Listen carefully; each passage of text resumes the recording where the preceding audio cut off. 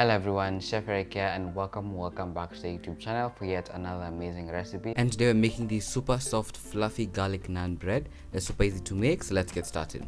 So you're gonna start in a large bowl with some warm water, and to your warm water you wanna add in some yeast and sugar. Give that a quick mix and allow it to sit for about 5 minutes for the yeast to activate and become really nice and foamy. It should look a little bit something like this. Once it's ready, set that aside and you can now start to work on the rest of our ingredients.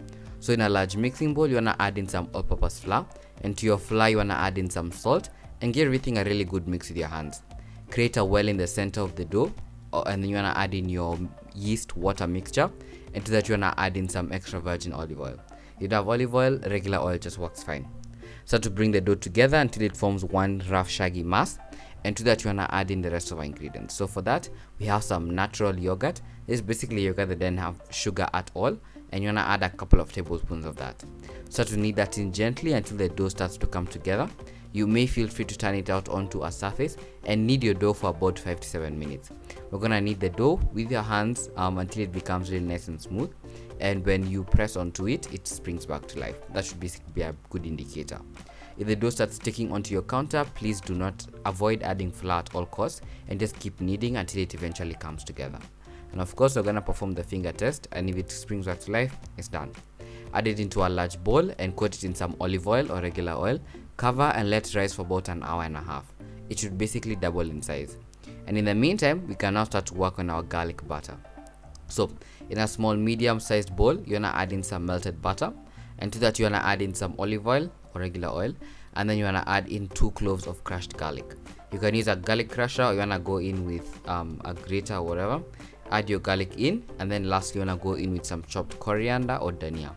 Give that a quick mix and set it aside. Wanna make this now so that we can brush it onto our bread once it's finished cooking. Once your dough is nice and risen, you wanna punch down the dough to release any excess flour, and then turn it out onto a floured surface. Divide the dough evenly into 6 pieces. You can either eyeball this or go individually with a weighing scale. They should be about 106 grams each, but I just decided to do it and wing it.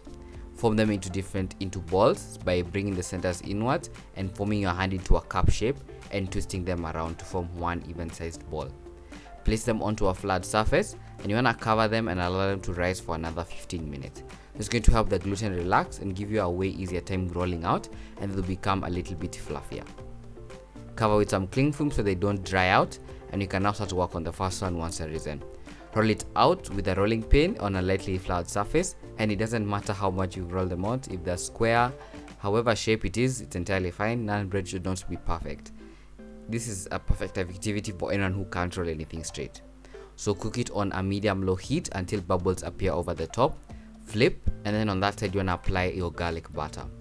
Keep cooking it until it gets golden brown on the other side, and then take it off the heat. Brush that other side with more garlic butter if you decide to, and you can now move on to the next one. So you want to roll it out however you'd like. If it's a square, an oval, a circle, just roll it out, and you can now head on over to the stove. Place it down onto the stove on medium-low heat. Flip, and then you want to brush it garlic butter.